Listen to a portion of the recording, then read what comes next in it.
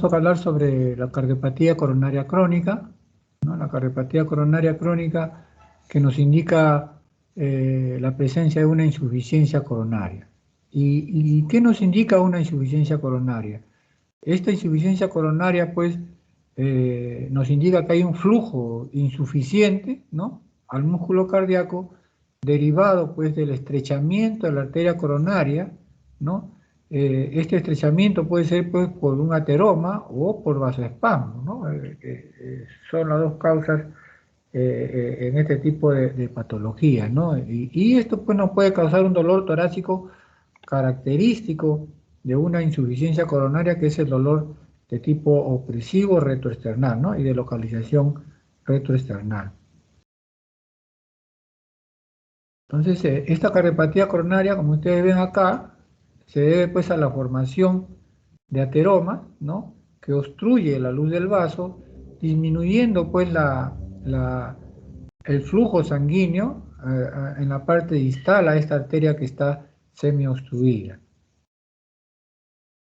Vamos a hablar un poco sobre la anatomía coronaria. Siempre me gusta hablar para que ustedes más o menos puedan entender la localización en cuanto a las diferentes complicaciones que puede presentar un cuadro coronario crónico, inclusive un cuadro coronario agudo, ¿no? Ustedes saben que las arterias coronarias tienen dos, son dos, que se originan en los senos coronarianos derecho, el seno coronario izquierdo de la arteria aorta, ¿no? Y hay otro seno no coronariano donde no hay vaso, ¿no? Entonces, estas dos arterias, la arteria coronaria derecha que sale del seno coronariano derecho de la arteria aorta, da vasos muy importantes, ¿no? Por ejemplo, como la arteria del nodo sinusal. Ustedes saben que el nodo sinusal está en la desembocadura de la vena cava superior y la aurícula derecha. Este ramo del nodo sinusal, cuando se obstruye la arteria coronaria, puede dar trastornos a nivel del nodo sinusal, ¿no?, bloqueos del nodo sinusal. Además de esta coronaria derecha tiene ramos marginales, ¿no?, y en su porción distal se divide en dos ramas, ¿no?, una rama interventricular posterior, ¿no?, y una rama descendente posterior. La interventricular posterior da un vaso que va a irrigar el nodo aurículo-ventricular, ¿no?, a donde llegan, pues, todos los impulsos eléctricos formados en el nodo sinusal a través de tres haces. De este nodo aurículo-ventricular nacen, pues, el haz de His, que se subdivide en dos ramas, una rama derecha y una rama izquierda, ¿no? Entonces, cuando hay también oclusión en esta coronaria derecha, ya sea en la porción proximal o en la porción distal, va a producir, pues, también isquemia a nivel del nodo auriculoventricular, produciendo, pues, bloqueos auriculoventriculares, ¿no? Esta es la importancia de la coronaria derecha. En la coronaria izquierda tenemos la que sale de un tronco y se subdivide en dos, una rama descendente anterior y una rama circunfleja.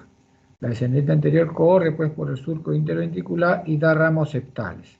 De tal manera, cuando hay una oclusión proximal de esta arteria descendente anterior, puede producir, pues, infartos anteroseptales. En algunas oportunidades, cuando ustedes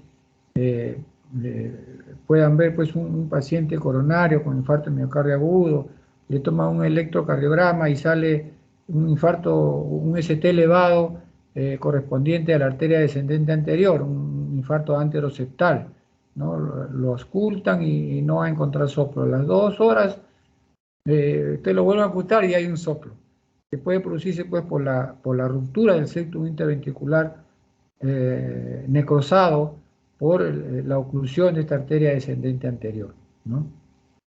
Esa es también la importancia de la arteria descendente anterior. Esta arteria irriga casi el 60% del ventrículo izquierdo, y la circunfleja le corresponde el 40% y la coronaria derecha el 10%. Entonces, del tronco sale esta descendente anterior y la circunfleja, que da ramos marginales que van a irrigar la cara lateral del ventrículo izquierdo, ¿no?, y que pueden dar, estas ramas marginales pueden dar el ramo descendente posterior también, cuando da la arteria coronaria izquierda del ramo descendente posterior a través de la circunfleja, se dice que la arteria coronaria izquierda es la dominante, ¿no? Cuando sale la derecha, la coronaria derecha es la dominante, pero a veces sale de las dos, tanto de la coronaria izquierda y de la derecha, y se habla pues de dominancia compartida, ¿no? Entonces, esta es la pequeña anatomía de las arterias coronarias. La anatomía de la circulación coronaria, nosotros tenemos que hay pues arterias epicárdicas, ¿no? O sea, que se encuentran en el epicardio, hay arterias intramurales que están entre el epicardio y el endocardio, y estas arterias pues se van a llenar, ¿no? Se van a irrigar durante la diástole ventricular, ¿no? O sea, durante la relajación del ventrículo izquierdo y derecho se va a producir pues el llenado de estas arterias coronarias epicárdicas para irrigarlas y oxigenar el músculo cardíaco, ¿no? Y esto es lo que se produce en la sístole, ¿no? Todo este plexo subendocárdico, ¿no? Va a disminuir su flujo parcialmente por la contracción del ventrículo, ¿no? Por la fuerza contráctil del ventrículo, ¿no? Entonces, este pasa durante la sístole. Entonces, en la fisiología pues, de las arterias coronarias, ¿no? Las arterias epicárdicas, que son vasos que ofrecen poca resistencia al flujo porque están encima del músculo cardíaco, ¿no? Son las arterias de conductancia, ¿no? Y en las arterias intramiocárdicas, en las intramurales, ¿no? Es donde se produce la mayor resistencia al flujo y que son fundamentales pues, en la regulación del flujo coronario, ¿no? Estas arterias intramiocárdicas, ¿no? Normalmente, pues, el flujo coronario se autorregula por mecanismos metabólicos locales, ¿no? De acuerdo a las variaciones del consumo de oxígeno miocárdico, ¿no? Lo que inducen, pues, distintos grados de vasodilatación de las arterias intramiocárdicas con el consiguiente aumento de flujo, ¿no? O sea, lo que va a regular, pues, el flujo, el requerimiento del oxígeno son estas arterias, ¿no? Que se vasodilatan, ¿no? Estas arterias intramiocárdicas, y por lo consiguiente aumenta el flujo, ¿no? El consumo de oxígeno miocárdico va a depender de 4 variables que son pues la frecuencia cardíaca, ¿no? O sea, uno cuando tiene más frecuencia cardíaca va a requerir de más oxígeno, ¿no? O sea, va a requerir de más oxígeno. Cuando hay una mayor tensión en la pared ventricular, también vamos a requerir de más oxígeno. Cuando la fuerza contráctil del miocardio aumenta, también se requiere de más oxígeno. Y cuando hay una hipertrofia, una mayor masa miocárdica, también va a requerir de más oxígeno, ¿no? Entonces, este es el flujo coronario, pues, es autorregulado por estos mecanismos metabólicos locales que dependen pues de estas 4 variables, ¿no? Que dependen de estas 4 variables para las variaciones del consumo de oxígeno miocárdico. Aparte de estos mecanismos metabólicos, ¿no? Aparte de estos mecanismos metabólicos, tenemos pues autorregulación local. El tono vasomotor está influido pues por un equilibrio de estos dos factores que son autonómicos, ¿no? Y la liberación de sustancias vasodilatadoras. Los estímulos autonómicos, dados pues por el simpático y el parasimpático, el simpático por la noradrenalina y el parasimpático por la acetilcolina. ¿Y qué hace la noradrenalina? Tiene un efecto vascular directo de vasodilatación de los vasos epicárdicos, ¿no? A predominio de los receptores beta, y de vasoconstricción en los vasos intramiocárdicos, a predominio de los receptores alfa.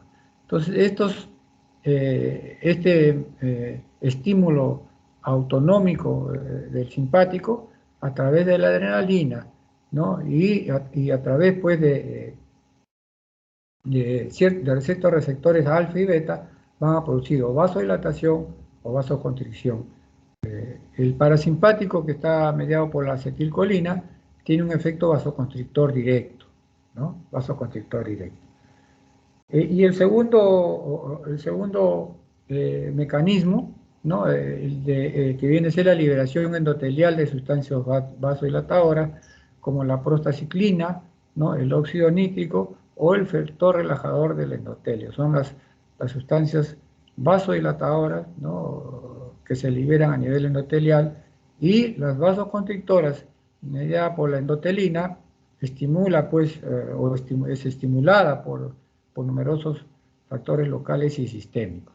Entonces, en conclusión, ¿no? Los mecanismos metabólicos de autorregulación local, como el tono vasomotor, está incluido, pues, por el equilibrio de estos dos factores, por los estilos autonómicos y por la liberación endotelial de sustancias vasodilatadoras. Autonómicos, el simpático y el parasimpático, y la liberación endotelial de sustancias vasodilatadoras y vasoconstrictoras. Son factores, pues, de mecanismos metabólicos que van a producir la autorregulación local. Entonces, en resumen, pues, estas condiciones fisiológicas, existe un equilibrio entre los factores vasodilatadores y los vasoconstrictores, regulados principalmente por el consumo de oxígeno miocárdico, y que actúan fundamentalmente en la resistencia de las arterias intramiocárdicas, ¿no? Entonces, el aumento potencial del flujo coronario como resultado de la vasodilatación de las arterias intramiocárdicas se denomina reserva coronaria, ¿no? Entonces, vean bien, el aumento potencial del flujo coronario como resultado de la vasodilatación de las arterias intramiocárdicas se denomina reserva coronaria. Y esto, pues, permite al sistema coronario normal satisfacer los aumentos de consumo de oxígeno miocárdico en las diversas circunstancias, ¿no? que se van a alterar cuando hay enfermedad, pues, en las arterias coronarias de conductancia, en las arterias epicárdicas. Entonces, ¿cómo definimos la insuficiencia coronaria? Viene a ser, pues, el flujo insuficiente del músculo cardíaco debido al estrechamiento de la arteria coronaria por un ateroma o espasmo, y que puede causar, pues, dolor de pecho debido a la isquemia miocárdica. La insuficiencia coronaria, llamada cardiopatía isquémica, viene a ser, pues, la consecuencia de la disminución en forma aguda o crónica, transitoria o permanente del riego sanguíneo al corazón, y que da lugar, pues, a manifestaciones clínicas y electrocardiográficas, ¿no? En cuanto a la fisiopatología, ¿no? Vamos a ver acá.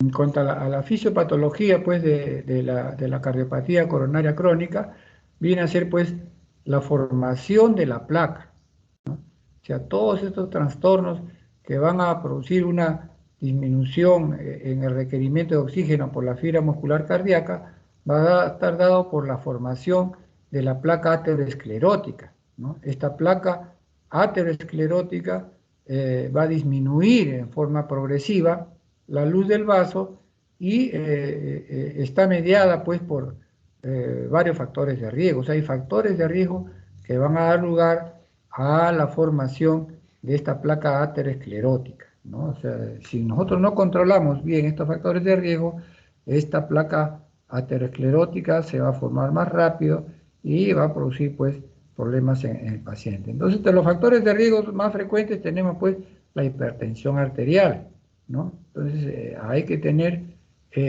cuidado en el control de la presión arterial en pacientes diabéticos, ¿no?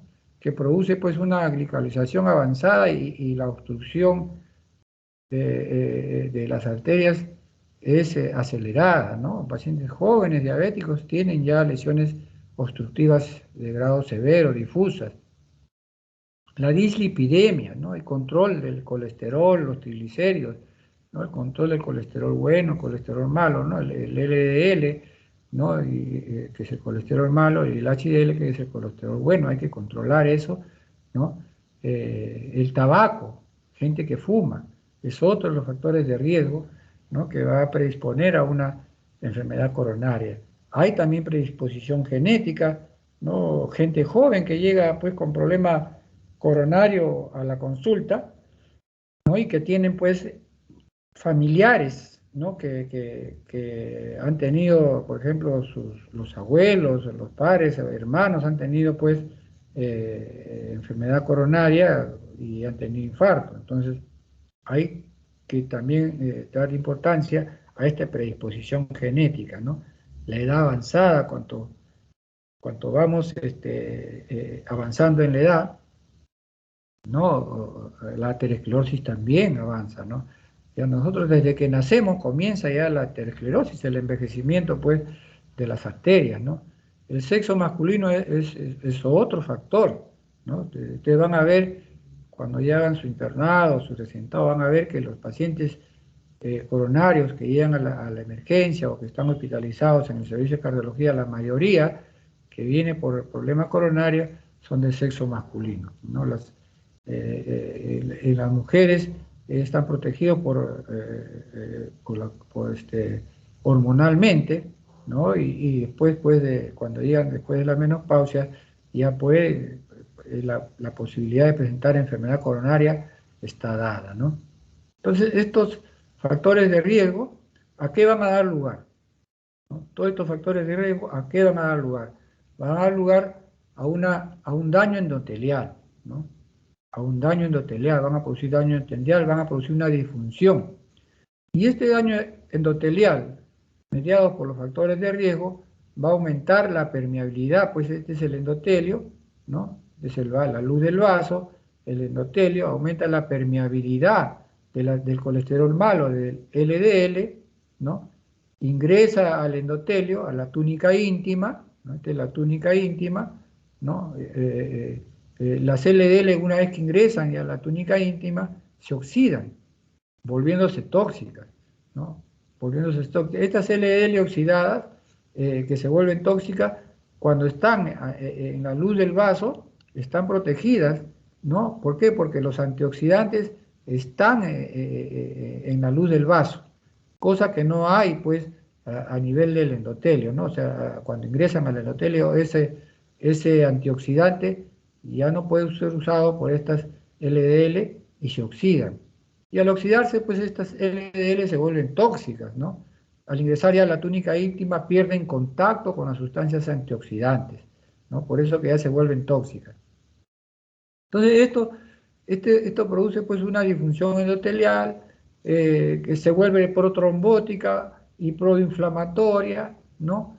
Aumenta la adhesión pues de leucocitos y de las plaquetas, ¿no? Aumenta la adhesión de leucocitos y las plaquetas que van a dar lugar pues a una disfunción endotelial también, estimulando la respuesta inflamatoria, ¿no?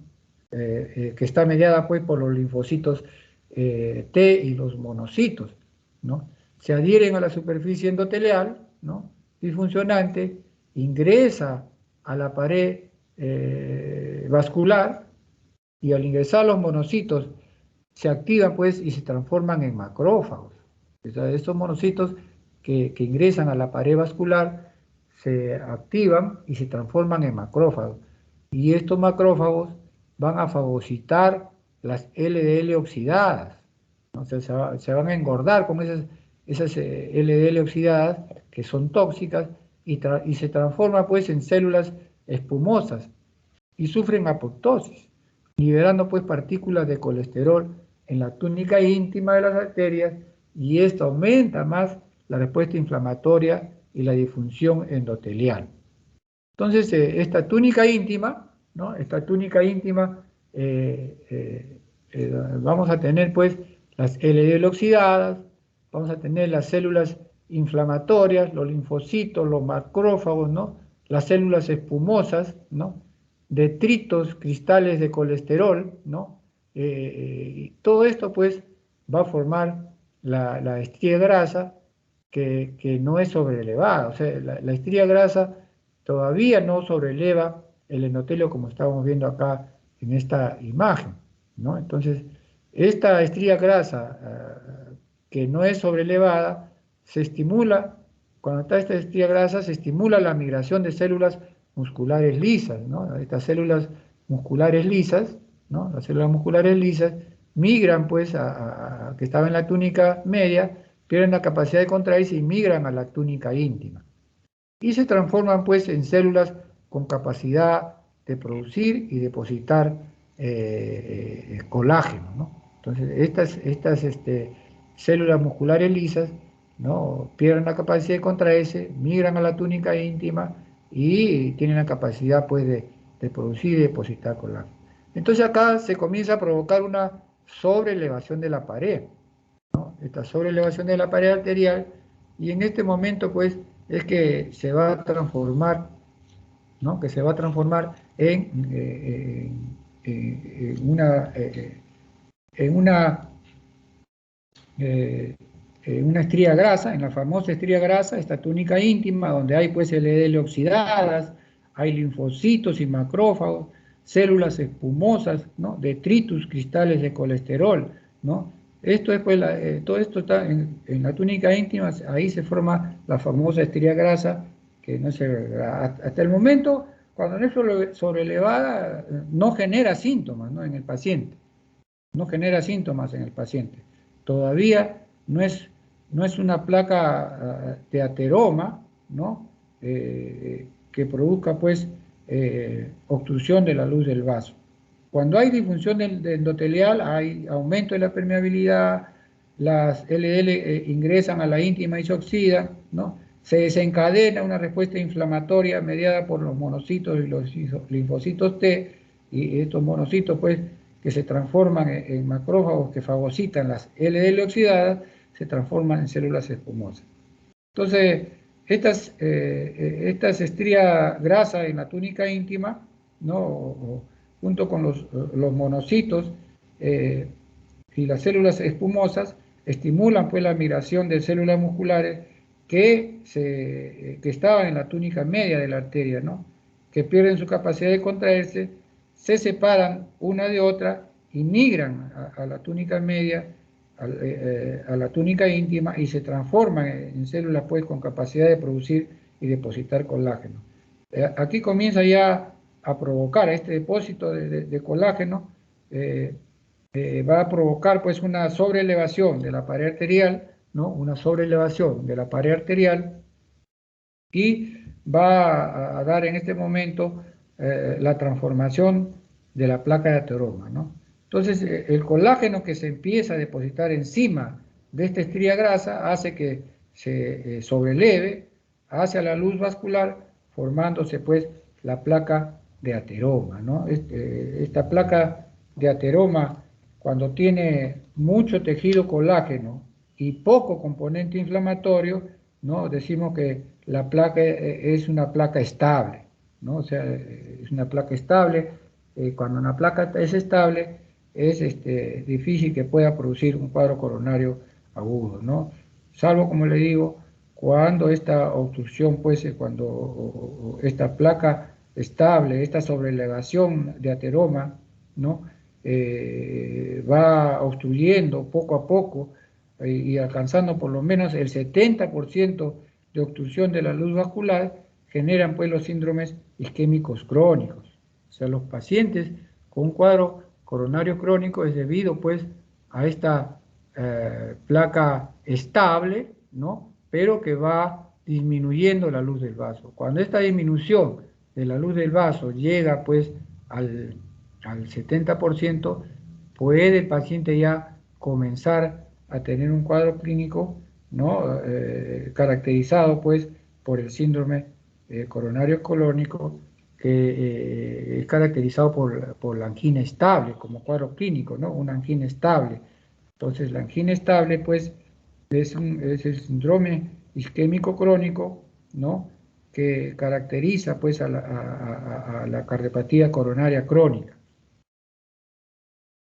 Entonces, todo lo que pasa, ¿no? En el vaso, en la luz del vaso, hasta que se forma pues el ateroma, ¿no? Este endotelio alterado cubriendo la placa, que hace prominencia hacia la luz del vaso, ¿no? Con gran cantidad de macrófagos, ¿no? Cargados de grasa, ¿no? Cargados de grasa en la capa media de la pared de la arteria, ¿no? En la capa media de la pared de la arteria, y el colesterol oxidado libre, muy dañino en la capa media de la pared arterial, ¿no? Este colesterol oxidado libre, ¿no? muy dañino en la capa media de la pared arterial. Ya estas células musculares libres, ¿no? Estas células musculares libres son las que han emigrado también a la capa media para comenzar a producir pues una protrusión del endotelio hacia la luz del vaso, ¿no? Y esta placa de colesterol que cuando no se rompe, cuando es rico en colágeno, ¿no? va a ser una placa estable. Pero esta placa de colesterol puede romperse en cualquier momento, ¿no? Se vuelve inestable formándose alrededor un coágulo, ¿no? Cuando se rompe esta placa se forma un coágulo ocluyendo parcial o completamente la luz del vaso, provocando pues un cuadro coronario agudo, ¿no? Una trombosis o la gangrena también de las piernas, porque no solamente pasa esto en el corazón, sino también pasa a nivel de todo el sistema vascular arterial, ¿no? Y puede producir también oclusión a nivel de las extremidades inferiores, ¿no? Produciendo gangrena en las piernas. Entonces, toda esta fisiopatología que nos va a producir pues el cuadro coronario crónico, ¿no? Se define pues cuando una placa de ateroma tiene mucho tejido colágeno y poco componente inflamatorio, decimos que la placa es estable, ¿no? Que no se rompe, ¿no? Que no se rompe porque tiene mucho tejido fibroso produciendo una obstrucción progresivamente, y cuando éste alcanza al menos el 70% de la obstrucción de la luz vacular, generan los síndromes isquémicos crónicos, que está caracterizado por la angina estable, ¿no? Que está caracterizado por la angina estable. Entonces vamos a ver acá. Entonces, los síndromes coronarios crónicos, pues la definición de enfermedad arterial coronaria, que es un proceso patológico por acumulación de placa aterosclerótica en las arterias coronarias epicárdicas, ya sea obstructiva o no obstructiva, que conduce a cambios funcionales en la circulación coronaria.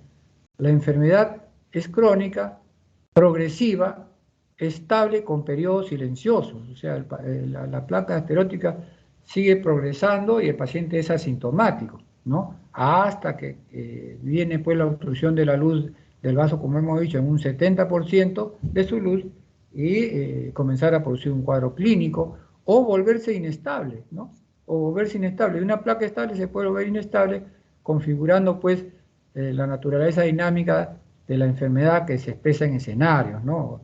Desde la angina estable, pasando por una angina inestable y llegando pues a los famosos infartos de miocardio, o sea, ¿no? Agudos, ¿no? Con ST elevado, ¿no? Con ST elevado.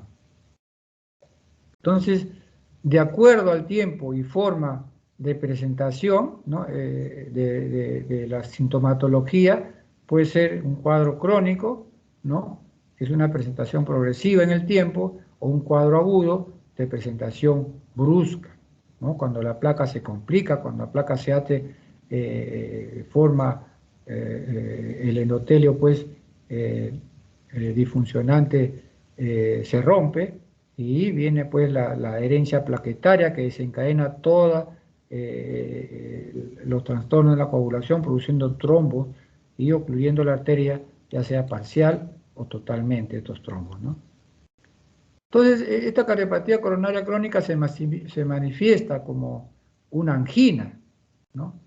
Que es una palabra en latín que significa asfixia, ¿no? Oprimir, ¿no? Esta palabra en latín llamada angina, ¿no? Está caracterizada pues por ser de localización retroesternal, ¿no? Esta angina estable es de localización retroesternal, de tipo opresivo, ¿no? ¿A dónde se irradia? Se irradia a los cuellos, a la mandíbula, a los brazos, ¿no? Su duración es de 1 a 10 minutos. La angina estable, esta es su duración máxima, más de 10 minutos ya pasa a ser pues una angina inestable, ¿no? Tanto la angina estable como la angina inestable tienen un tiempo de duración, ¿no? Acá estamos viendo que la angina estable está entre 1 y 10 minutos, la angina inestable va a estar entre 10 y 20 minutos. Cuando ya un paciente pasa más de 20 minutos, ya hay que tener la sospecha de que el paciente está yendo a un infarto de miocardio agudo. ¿Qué es lo que desencadena el cuadro clínico de un paciente con cardiopatía coronaria? Lo que lo desencadena pues es el esfuerzo, ¿no? Las emociones, ¿no? Los pacientes dicen, si yo estoy en reposo no tengo ninguna molestia, doctor. Camino, al inicio caminaba pues 5 cuadras, 10 cuadras, y recién me venía el dolor, dice, ¿no? Y me pasaba, en un minuto me pasaba.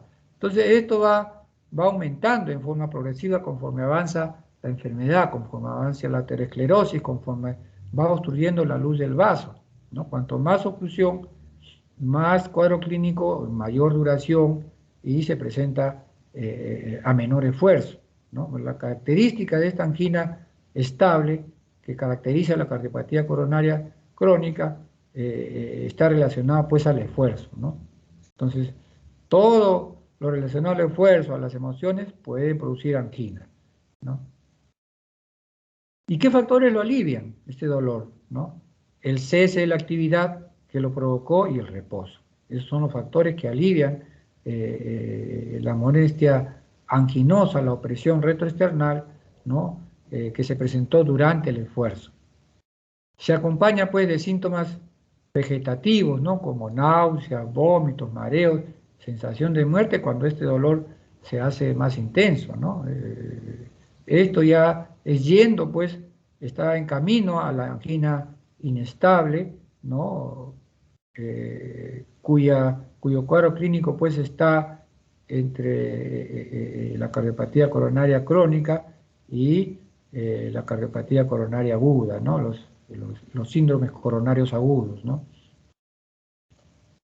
Entonces, la cardiopatía coronaria crónica, que es representada por la angina estable, de la cual hemos estado hablando, pero también hay 3 componentes más que acompañan a esta angina estable, pero la representante es esta, la angina estable, ¿no? Cuya molestia pues se presenta relacionado a esfuerzo, ¿no?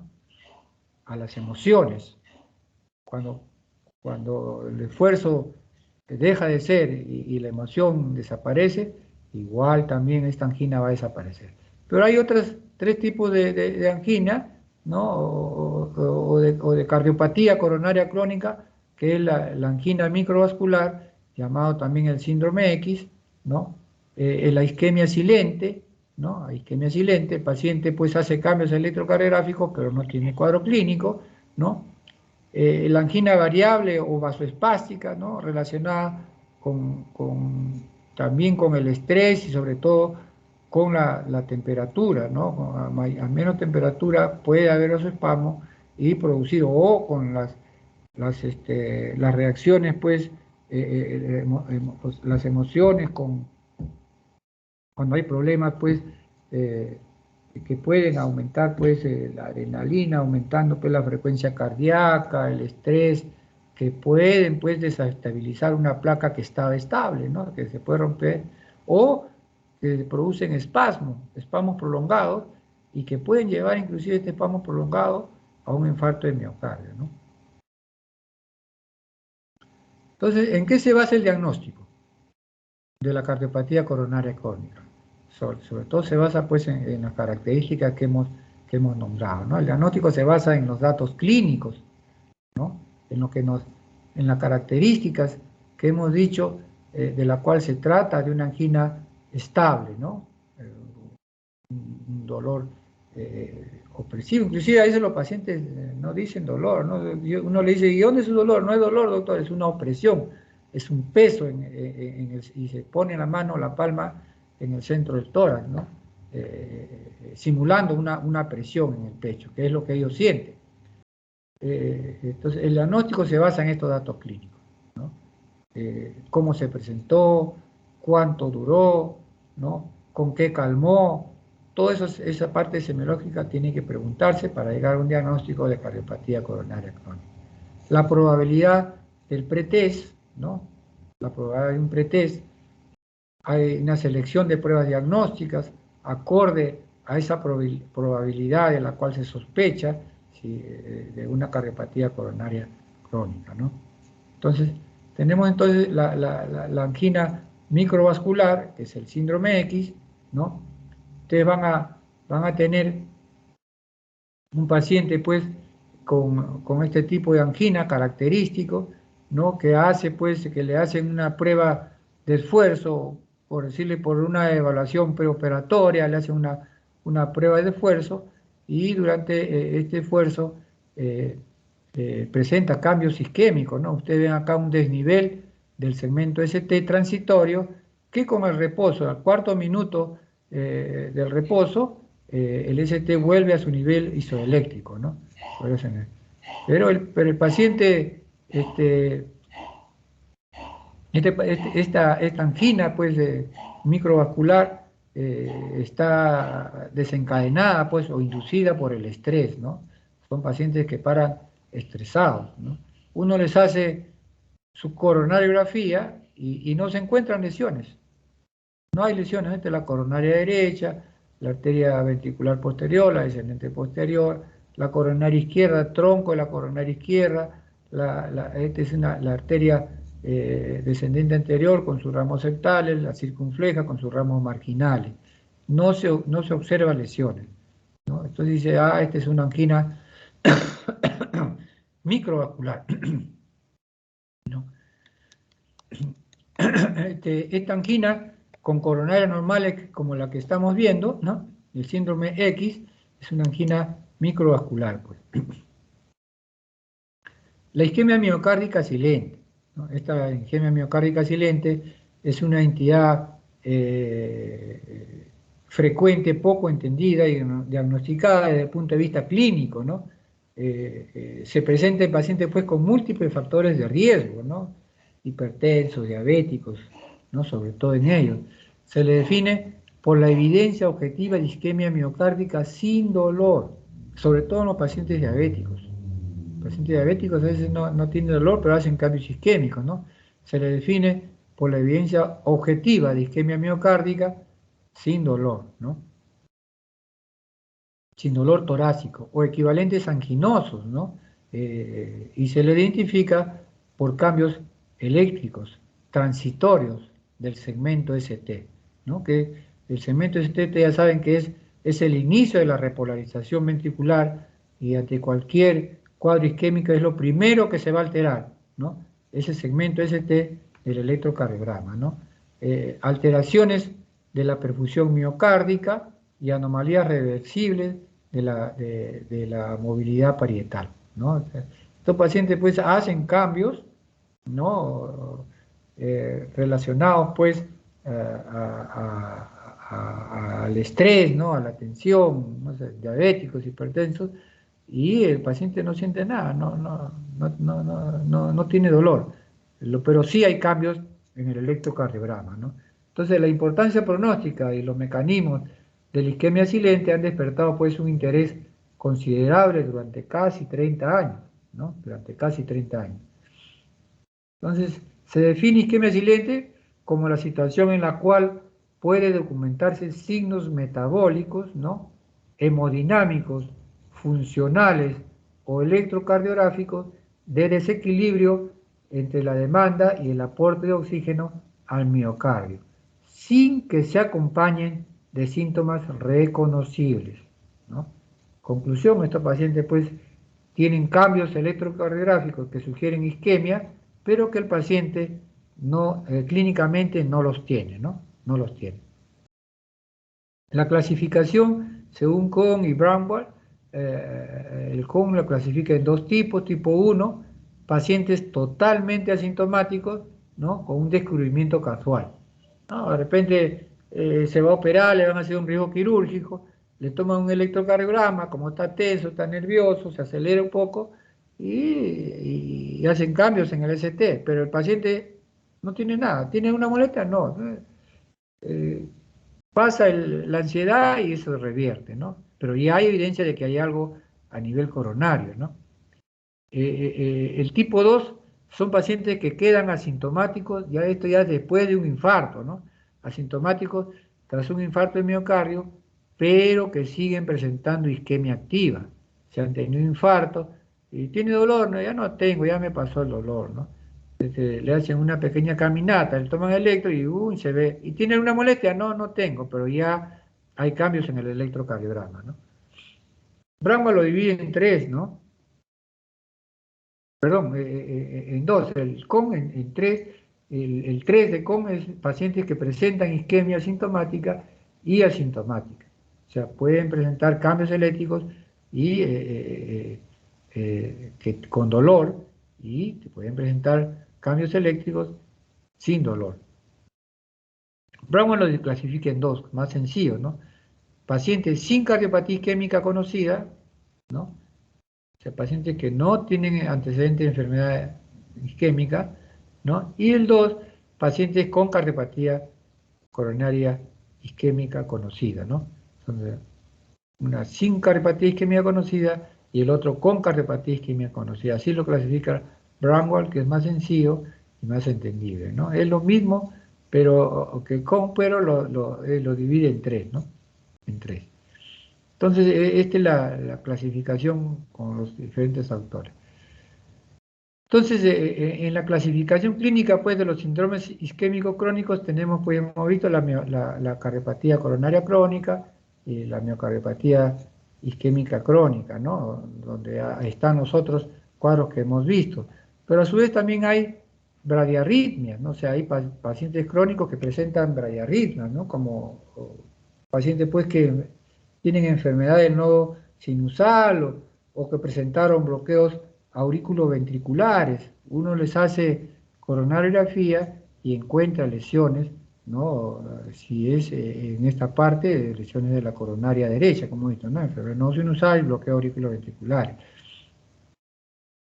O taquiarritmias, ¿no? Esta cardiopatía isquémica crónica pues va dilatando el ventrículo izquierdo, produciendo una insuficiencia ventricular izquierda, ¿no? Y esto da lugar, pues, a un aumento de la presión diastólica final del ventrículo izquierdo y, por lo tanto, un aumento de la presión media de la aurícula izquierda, dilatándola, y cuando hay dilatación a nivel de cualquiera de las dos aurículas, tanto la aurícula izquierda como la aurícula derecha, hay la posibilidad de que presenten, pues, fibrilación auricular, ¿no? Una arritmia, una de las arritmias más frecuentes, la fibrilación auricular, o un baleteo auricular, ¿no? O arritmias ventriculares. Pacientes, pues, que tienen, a veces no tienen dolor, pero tienen palpitaciones, ¿no? Uno les hace un Holter, ¿no? Un monitoreo electrocardiográfico ambulatorio de 24 horas, y vamos a tener, pues, taquicardias o extrasístoles ventriculares, ¿no? Con periodos, pues, por ejemplo, de 3 extrasístoles continuas, catalogado ya como extrasístoles ventriculares continuas, que catalogado ya como una taquicardia ventricular no sostenida, ¿no? Cuando ya hay más de 3, ¿no? 7, 8, 10 extrasístoles, ya se habla de taquicardia ventricular sostenida, ¿no? Y estos pacientes, pues, son candidatos a un estudio de las coronarias porque llegan, pues, a esta insuficiencia cardíaca que finalmente los congestiona y van a tener, pues, signos congestivos con aumento de la presión venocapilar pulmonar. O sea, primero aumenta la presión de la aurícula izquierda, aumenta la presión de las venas pulmonares y esto en forma de toda compromete la presión venocapilar pulmonar. La cardiopatía coronaria clónica en la angina de pecho estable, pues ya hemos dicho que se caracteriza por un dolor anquinoso de esfuerzo clásico, en clase funcional variable según la gravedad, o que no ha variado en los últimos meses, ¿no? La insuficiencia cardíaca son pacientes con numerosos factores de riesgo, pues son hipertensos, diabéticos, son renales crónicos, ¿no? Dislipidémicos, ¿no? Cuyo estudio posterior pues va a determinar su origen isquémico. Acá tenemos un electrocardiograma, este es un electrocardiograma normal, con una onda P normal, ¿no? Todos los complejos QRS son normales, ¿no? El segmento ST que les decía que es el inicio de la repolarización ventricular, donde se producen los cambios isquémicos primariamente, ¿no? tenemos acá arriba un electrocardiograma con un ritmo irregular. Ustedes ven los RR son diferentes distancias, ¿no? Son diferentes distancias. Es un paciente con una fibrilación auricular, ¿no? Con una fibrilación auricular, producto pues, ¿no? De un problema de cardiopatía isquémica que probablemente ya produjo insuficiencia cardíaca y dilatación de las cavidades auriculares, ¿no? Entonces, los criterios electrocardiográficos de fibrilación auricular, que como les decía, es la arritmia más frecuente, la ausencia pues, de ondas P normales. A uno le llaman a estas ondas P anormales, pero hay la ausencia de ondas P normales, son oscilaciones rápidas, las ondas F, ¿no? Las ondas F de fibrilación, varía la amplitud, forma e intervalo, ¿no? de las ondas, varía esta amplitud, forma e intervalo, el ritmo ventricular es irregular, o sea, los RR irregulares, la frecuencia auricular en estos casos, ¿no? Va a más de 300 latidos por minuto. Entonces, imagínense si esos 300 latidos por minuto que se originan en la aurícula pasaran al ventrículo, ¿no? Entonces, ¿qué regula ese paso? Lo regula el nodo aurículo-ventricular, ¿no? Ahí bloquea el nodo aurículo-ventricular. Entonces, por eso, este nodo aurículo-ventricular juega un papel importante en el control, pues, de el pase de estas contracciones auriculares anómalas hacia el ventrículo, ¿no? Entonces, ustedes miren, ven una frecuencia auricular entre 350, más de 350 latidos por minuto, y la frecuencia ventricular 100 a 180, porque fue controlado, ¿no? Bloqueado a nivel del nodo auriculo-ventricular. Este es un flúter, ustedes ven las ondas, estas ondas acá son chiquititas, ¿no? Son chiquititas, pequeñitas, y estas de acá son ondas en dientes serrucho grande. Este es un flúter o aleteo auricular que le llaman, ¿no? Un flúter, un aleteo auricular. Las arritmias ventriculares, ¿no? Este es un ritmo sinusal, que todos van precedidos de onda P, todos complejos, y acá hay una arritmia ventricular, una extrasístole ventricular, ¿no? Con una pausa compensadora, que es lo que le molesta a los pacientes. Después de extrasístole ventricular hay una causa compensadora. Ustedes ven que este complejo QRS anormal ancho no va precedido de esta es la onda T, pero este complejo no tiene onda P, ¿no? Lo cual tiene los complejos normales, ¿no? La onda P es un complejo normal. Este es un extrasístole, ¿no? Un extrasístole. La onda P, el QRS, el ST, la onda T, y boom, viene un extrasístole ventricular, ¿no? Son extrasístoles ventriculares.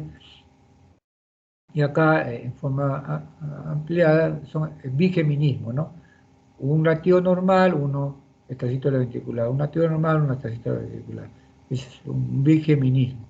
Y acá tenemos pues las extrasístoles ventriculares unifocales, ¿no? Este es el complejo de base, ¿no? Los complejos de base, y acá pues vienen extrasístoles bigeminadas, ¿no? Un latido normal, un extrasístole, un latido normal, un extrasístole, un latido normal, un extrasístole, ¿no? Y son las características de una arritmia ventricular en el electrocardiograma, ¿no?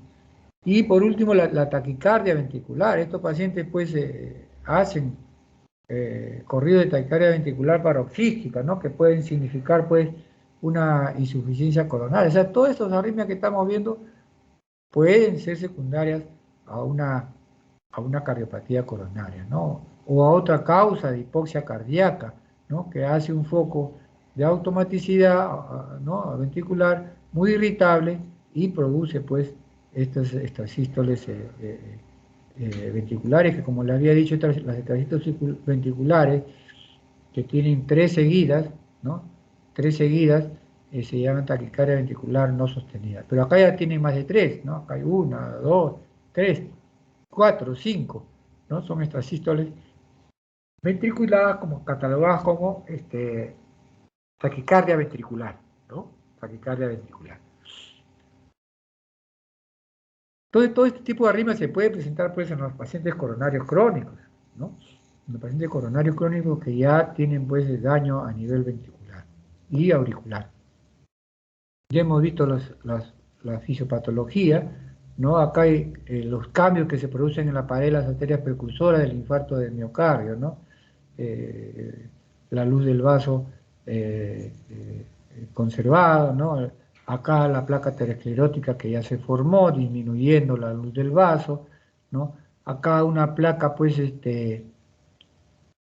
accidentada, una placa que se rompe y da lugar, pues, a la formación del trombo, ocluyendo la luz, ¿no? Con obstrucción de la luz, ya sea parcial o totalmente. Cuando esta obstrucción de la luz es parcial, ¿no? Se habla, pues, de los síndromes coronarios agudos sin ST elevado. Sin ST elevado quiere decir que es un ST negativo, pues. Y los infartos, cuando la luz del vaso está obstruida, pero no totalmente. En los ST elevados, la luz del vaso está obstruida totalmente, ¿no? Ahí la elevación, o sea, el ST se hace positivo. Entonces, estos son los escenarios que produce una cardiopatía coronaria, ¿no? Normal, formación de placa estable, formación de placa accidentada, formación de trombo con obstrucción de la luz. Acá una diferenciación de una placa estable, ¿no? Como habíamos dicho, que todo lo que se formaba en la capa media y en la capa íntima va a dar lugar a la elevación de ese endotelio, obstruyendo parcialmente la luz del vaso, ¿no? Obstruyendo parcialmente la luz del vaso, es una placa estable. Pero esta placa estable en cualquier momento se puede volver inestable, como esta, ¿no? Se rompe el endotelio, comienza la formación del trombo y obstruye la luz del vaso parcial o totalmente, dando lugar, pues, a los síndromes coronarios agudos, ¿no? Hemos visto esto también, ¿no? ¿Cuáles son los escenarios clínicos más comunes de pacientes, pues, ambulatorios con síndrome coronario crónico? Entonces tenemos que sospechamos de enfermedad arterial coronaria y síntomas de angina y o disnea, ¿no? Es un escenario clínico. Un nuevo inicio de insuficiencia cardíaca, ¿no? O sea, por disfunción del ventrículo izquierdo o sospecha de enfermedad arterial coronaria. Otro escenario clínico, un síndrome coronario crónico estabilizado menor a 1 año luego de un síndrome coronario agudo, ¿no? O con revascularización reciente. Otro escenario, síntomas estabilizados mayor a 1 año del diagnóstico inicial o la revascularización. Otro escenario, angina y sospecha de enfermedad coronaria vasoespástica o microvascular. Y otro escenario, pues, asintomático con enfermedad arterial coronaria en prueba de tamizaje, ¿no? O sea, en prueba de diagnóstico. Entonces, la angina estable, que es el representante, ¿no? El primer representante de la angina coronaria crónica o de la cardiopatía coronaria crónica, es una molestia o dolor en el pecho. Clásicamente ocurre con la actividad o estrés, ¿no? El dolor generalmente comienza en forma lenta y empeora durante unos cuantos minutos antes de desaparecer, ¿no? Este tipo de angina se alivia rápidamente con reposo o medicamentos, y si se presenta nuevamente tendrá las características, ¿no? De las previas, de los cuadros clínicos previos, ¿no? De los cuadros clínicos previos. La angina estable, tenemos el diagnóstico de la angina estable, la angina de fuerza estable se realiza, pues, por la relación entre el dolor coronario y el ejercicio, ¿no? O sea, el paciente viene, doctor, yo camino y me duele, ya, esa es una angina estable. Entonces, esta angina estable, que puede ser grado 1, grado 2, grado 3 o grado 4, es dependiendo, pues, de la actividad física que le causa el dolor, ¿no? Por ejemplo, acá la actividad física no causa dolor, aparece con los esfuerzos extenuantes, ¿no? Los esfuerzos extenuantes. Grado 2, ya hay una limitación leve a la actividad física. Grado 3, una limitación importante de la capacidad funcional. Y grado 4, una incapacidad para llevar a cabo cualquier actividad física, ¿no? Esta es la clasificación de la severidad de la angina según la Sociedad Canadiense Cardiovascular, ¿no? Que es similar a la que hemos visto anteriormente, ¿no? Donde la clasifica clase 1, clase 2, clase 3, clase 4, ¿no? Donde la actividad es normal, no causa angina, es una angina secundaria de ejercicio extenuante, rápido, prolongado, ¿no? En la clase 2 hay una ligera ya limitación de la actividad normal, que es lo que hemos visto en la diapositiva anterior, ¿no? La angina se presenta al andar o subir escaleras rápidamente, ¿no? Subir cuestas o en el ejercicio después de las comidas, ¿no?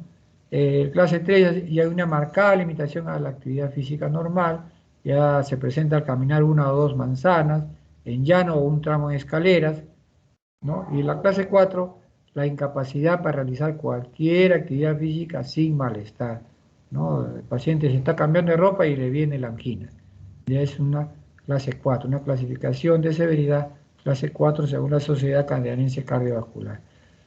Y los otros, como digo, la angina es inestable, está entre la angina estable y el síndrome coronario agudo. Algunos lo consideran ya como un síndrome coronario agudo. Entonces, que es una angina ya más peligrosa, ¿no? Es una más peligrosa porque aparece de un momento a otro, ¿no? O sea, que es de aparición reciente. La angina inestable no sigue un patrón como la angina estable, ¿no? La angina estable, doctor, yo cuando camino 5 o 6 cuadras, ahí me viene el dolor, me paro y me pasa. Este no, este puede caminar 5 cuadras y no tener dolor. De repente camina una cuadra y viene el dolor. O sea, no hay un patrón regular, ¿no? Y puede ocurrir a mínimo esfuerzo o inclusive en reposo, ¿no? O inclusive en reposo, la angina inestable.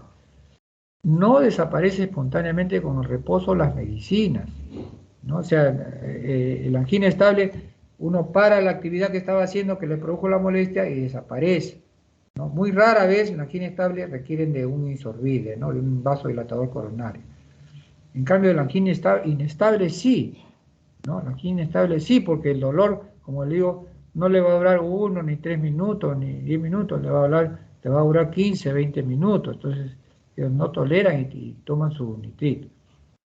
La angina inestable es una señal, pues, que indica que podría ocurrir un infarto en poco tiempo.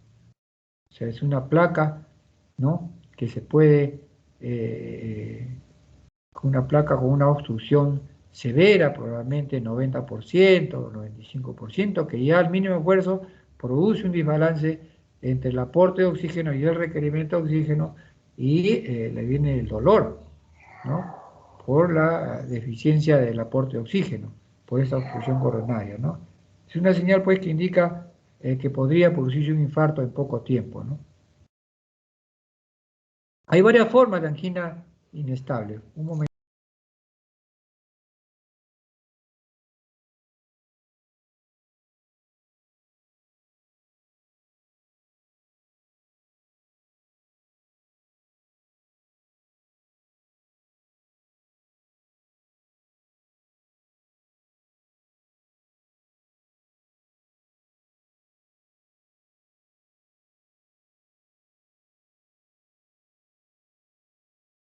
Entonces, disculpen, esta clasificación de las formas de presentación de la angina inestable, ¿no?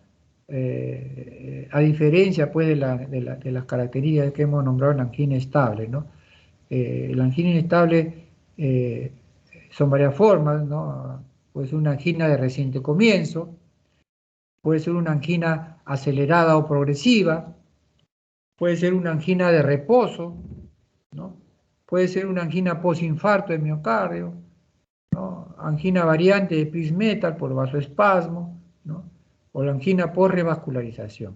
Entonces, estas son 6 variantes de angina inestable, ¿no? Entonces, la angina de reciente comienzo, ¿no? Está clasificada en el grado 3, 4 de la Sociedad Canadiense de Cardiovascular, ¿no? O sea, ya hay dolor, pues, al mínimo esfuerzo o en reposo, ¿no? Es de aparición en el último mes. O sea, ¿no? ¿Y desde cuándo tienes ese tipo de dolor que viene al mínimo esfuerzo? Doctor, hace 20 días, 30 días. Es una angina de reciente comienzo, ¿no? Con marcada limitación, ¿no? Este puede haber sido un paciente, pues, que tenía angina estable, o sea, caminaba 8, 10 cuadras, 15 cuadras y le venía el dolor. Y que de repente de un momento a otro pasa pues de un grado 1, 2 que tenía al inicio, pasa a grado 3, 4, ¿no? Ya pasó de una angina estable a una angina ya inestable, ¿no? Con una marcada pues limitación en el último mes. ¿Se dan cuenta ustedes que todo está relacionado al último mes, a los últimos 30 días, ¿no? Estas variantes de angina inestable, ¿no? Con marcada limitación en la actividad física normal o incapacidad para realizar pues cualquier actividad física sin malestar o angina de reposo. El paciente acá refiere sus primeras crisis de Angor en un plazo de 30 días. Se siguen, como ustedes notan, sigue viéndose estos 30 días, ¿no? La angina acelerada o progresiva, ¿no? Esta es una angina que, por ejemplo, que estaba estable y de repente ya comienza a empeorar en el último mes, ¿no? En frecuencia, en intensidad, en duración, ¿no? O en umbral de esfuerzo, ¿no? Pasa a grado 3, 4 de la clasificación de la Sociedad Canadiense Cardiovascular, ¿no? Entonces, siempre todo esto pues en el último mes, ¿no? O sea, de una angina estable que estaba, comienza a pasar ya a una angina acelerada en los últimos 30 días o progresiva, ¿no? La angina de reposo ocurre pues en forma espontánea, sin relación aparente con el aumento de la demanda miocárdica. O sea, el paciente puede estar pues tranquilo en su escritorio haciendo su trabajo, ¿no? O almorzando y ¡boom!, le viene el dolor, ¿no? Entonces ocurre en forma espontánea, ¿no? Sin relación aparente con el aumento de la demanda miocárdica de oxígeno. Su duración es variable y en ocasiones pues los episodios son muy prolongados y parecen ya un infarto, ¿no? Parece un infarto, es un dolor prolongado. La otra variante es la angina posinfarto, ¿no? Son pacientes que después de un infarto, ¿no? O sea, la que aparece después de un infarto agudo de miocardio y durante el primer mes de evolución. O sea, pues cuando el paciente tiene infarto y ya no hay otra arteria que esté enferma, o sea, el músculo infartado ya no duele, ¿no? Pero puede haber otras arterias, ¿no? Que sí pueden producirle pues otro dolor durante los primeros 30 días de evolución después de su infarto, ¿no? La angina variante o de Prince-Metal, ¿no? Esta es una angina de reposo, ¿no?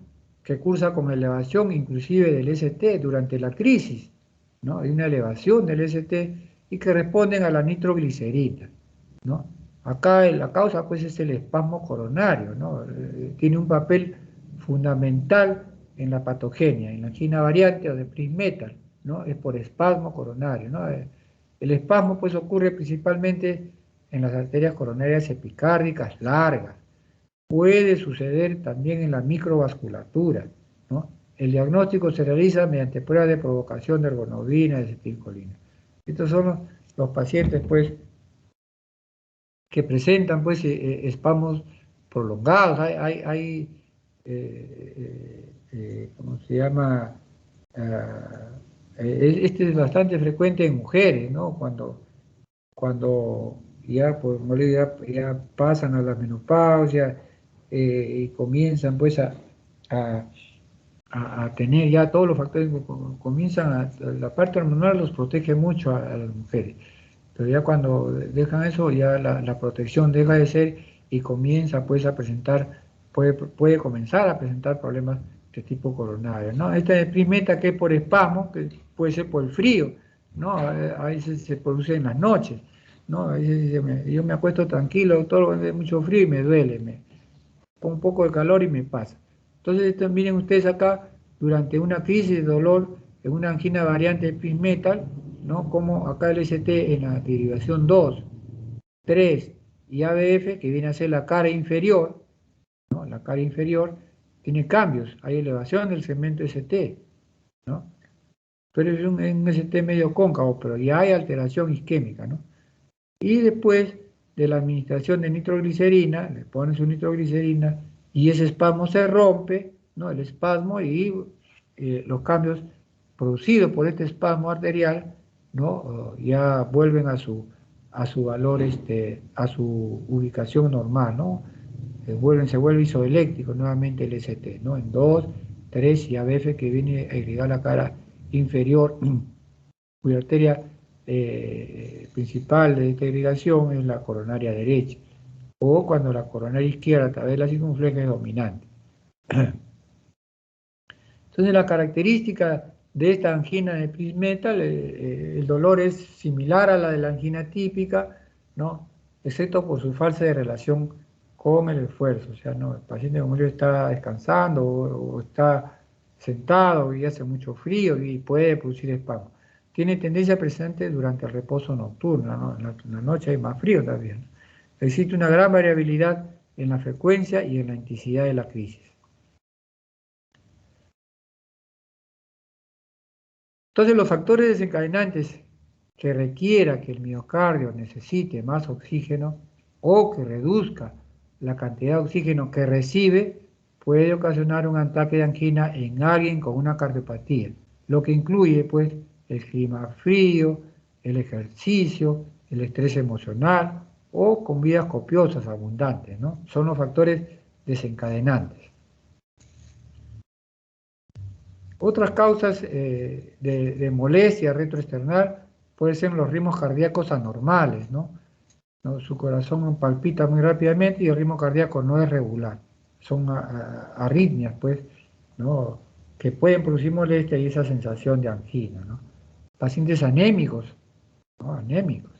También hay una disminución, pues, del aporte de oxígeno a nivel del músculo cardíaco y puede producir también espasmos y dolor, ¿no? El espasmo de la arteria coronaria, también llamada angina de Prinzmetal, la insuficiencia cardíaca, las valvulopatías cardíacas, en especial la aórtica, la estenosis, tanto la estenosis como la insuficiencia producen dolor de tipo anginoso, aunque todas las válvulas no pueden llegar a producir dolor de pecho, ¿no?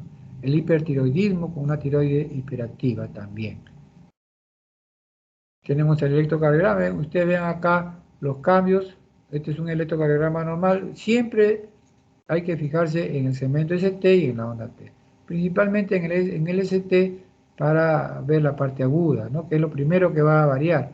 Entonces el ST, un ST isoeléctrico normal, este es un desnivel del ST negativo, este es el llamado infarto agudo ST no elevado, está hacia abajo. Este se puede presentar en una angina estable, una onda T negativa, ¿no? Pues, el síndrome coronario agudo ST elevado, ¿no? Miren, ST elevado está hacia el lado positivo, los trastornos que hay, pues, en el segmento de repolarización, ¿no? La etapa inicial de la repolarización del corazón. Acá tiene un electrocardiograma donde no se ve cambio, es un electrocardiograma normal.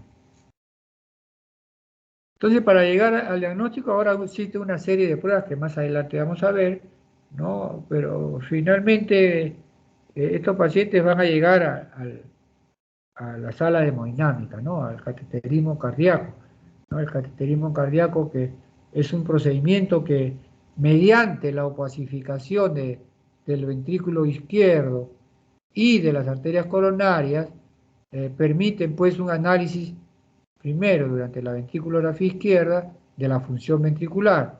Cuando hay patología coronaria crónica de larga data, ¿no? O pacientes que han tenido infarto, la función ventricular está deteriorada.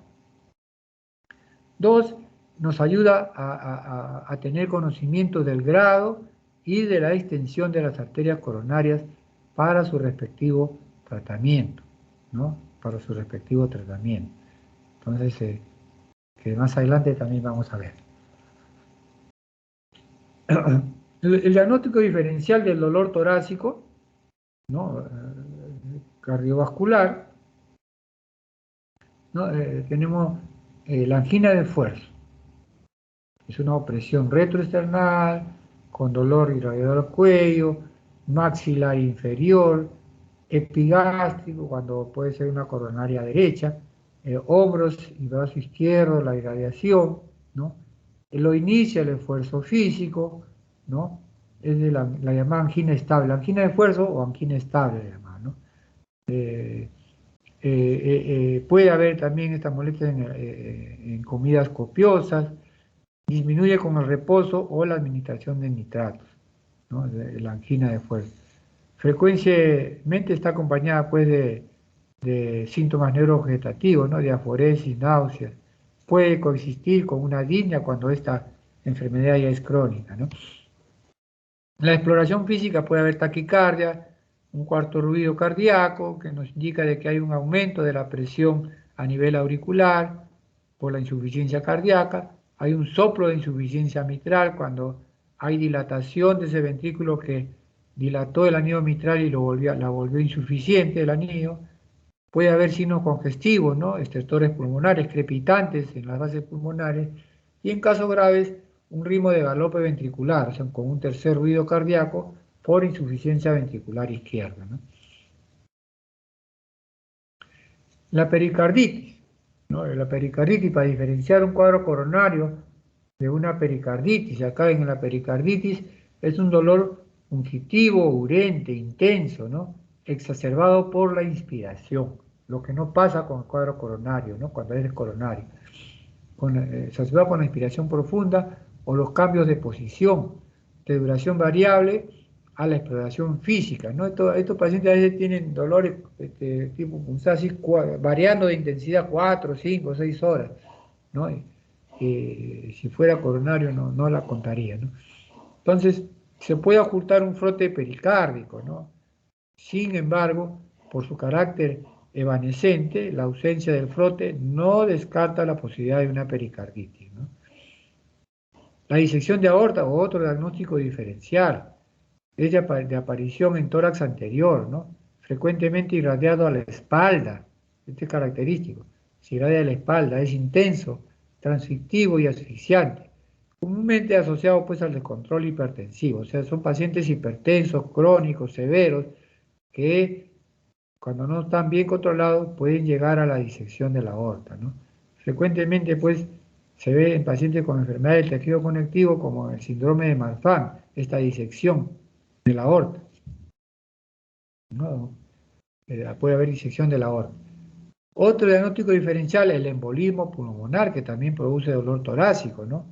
Inicio súbito de disnea y dolor torácico, ocasionalmente de las mismas características que la angina de pecho en algunas ocasiones. Se acompaña pues de taquicardia y taquipnia, ¿no? En casos severos se agrega ya hipotensión arterial, datos de disfunción ventricular derecha por el embolismo pulmonar, ¿no? Aumenta la presión a nivel de la arteria pulmonar y va a hacer claudicar este ventrículo derecho. Además, frecuentemente existen pues datos periféricos como una trombosis venosa profunda, ¿no? Son pacientes que tienen varices de miembros inferiores donde se forman los trombos y embolizan, migran, ¿no? Van embolizándose hasta el corazón, llegando al lado derecho de este y produciendo pues una embolia pulmonar, ¿no? La hipertensión arterial pulmonar, también hay una presión torácica subesternal acompañada de disnea, cianosis y aumento del trabajo ventilatorio, ¿no? Desde el punto de vista respiratorio, los diagnósticos diferenciales tenemos la neumonía, la pleuritis, ¿no? Que son de características diferentes. El dolor es uni o bilateral, que se incrementa con la respiración, especialmente la inspiración profunda, ¿no? Disminuye con cambios en la posición y se ve acompañada de tos con expectoración frecuente a la exploración física con datos pues de consolidación pulmonar, ¿no? En la radiografía o auscultatoriamente, ¿no? El neumotórax espontáneo, también, de inicio brusco, súbito, ¿no? Como un dolor pleurítico, unilateral, acompañándose pues de disnea, ¿no? Por la presencia de aire en el espacio pulmonar. El músculo esquelético, hay costocondritis bastante frecuente, pacientes vengan con un dolor de tipo ostocondral, ¿no? Que produce pues un dolor intenso localizado sobre un trayecto nervioso, generalmente a nivel costocondral, ¿no? Suele reproducirse tras aplicar una presión sobre la zona afectada. Uno le palpa una leve presión y le duele. Es decir, una costocondritis. Digestivo, también es frecuente ver esto, pacientes que se quejan de molestias retroesternales por una enfermedad pues, de reflujo gastroesofágico, ¿no? Puede producir este tipo de molestias. El espasmo esofágico también, ¿no? Dolor opresivo intenso, retroesternal, ocasionalmente, irradiado a cuello y maxilar inferior, en algunos casos acompañado de disnea y sensación de muerte, este espasmo esofágico cuando es severo. Úlcera péptica, el dolor es urente, epigástrico, de larga intensidad, acompañado pues de pirosis, ¿no? Que mejora tras la ingesta de alimentos o la administración de antiácidos, desde el punto de vista digestivo. Entonces, ¿cómo nosotros vamos a llegar a un diagnóstico,